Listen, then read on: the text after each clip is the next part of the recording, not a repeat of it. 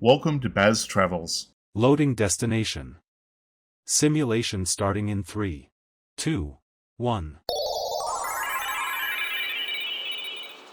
To look around, move your phone or tablet. Click and drag if on a computer or move your head if using a VR headset. Please like and subscribe. Moving south beyond the immediate perimeter of the White House, we enter a vast open expanse known as the Ellipse. This 52-acre park is officially part of the President's Park, acting as a grand backyard to the most famous residents in the world.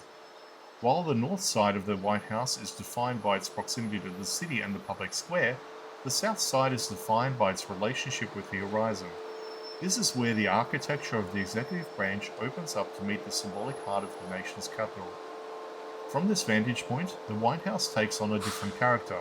The South Portico, with its iconic rounded balcony, was added nearly 30 years after the original construction, softening the building's rigid lines and creating a more elegant residential feel. It was here that Thomas Jefferson first envisioned a grand President's Park that would connect the executive mansion directly to the Potomac River. While the city grew up around it, these grounds remained a protective sanctuary, a place where the domestic life of the first family intersects with the immense weight of global leadership.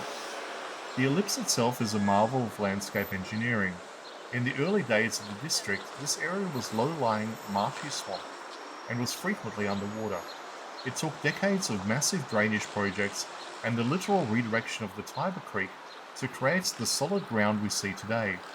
It wasn't until the late 1800s that the area was officially graded and shaped into the perfect mathematical oval that gives the park its name.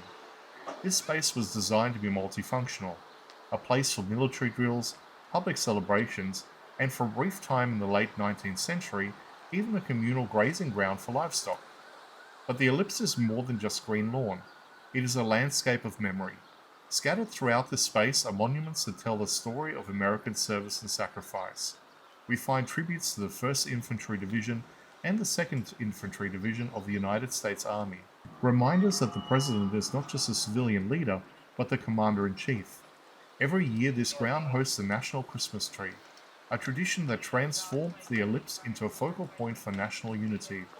It is a space that breathes with the rhythm of the American calendar, shifting from a site of protest to a site of celebration in a single afternoon. The relationship between the White House and the Ellipse is also one of security and transparency. The vast, unobstructed views are a deliberate design choice. They allow the public to see the residents clearly while providing a necessary buffer for the security of the President. This tension between openness and protection is the defining characteristic of modern Washington. As you look north from the Ellipse, the White House appears as a beacon of stability, framed by the lush greenery of the South Lawn and the towering trees that have been planted by various presidents over the centuries. Standing here, you're at the center of the Federal Triangle. To the left and the right are massive departmental buildings that manage the nation's commerce and labor, but straight ahead is a singular point of focus. This is where the vision of L'Enfant and his practicalities of a growing nation collided to create a space that is both a private home and a public monument. The Ellipse provides the scale necessary to appreciate the White House not just as a building, but as an anchor for the global superpower. It is a stage where the American story is told, framed by the monuments of the past and the active pulse of the present.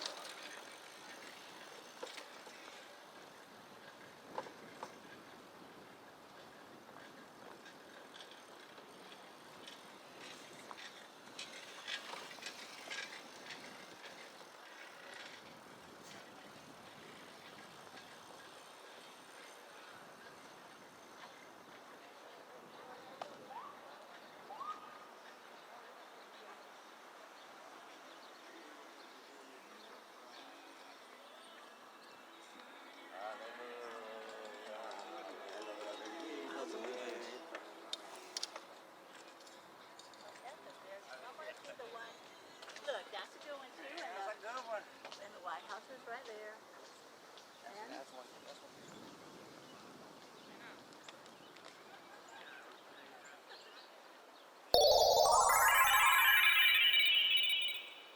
Simulation terminated. Please comment, like and subscribe.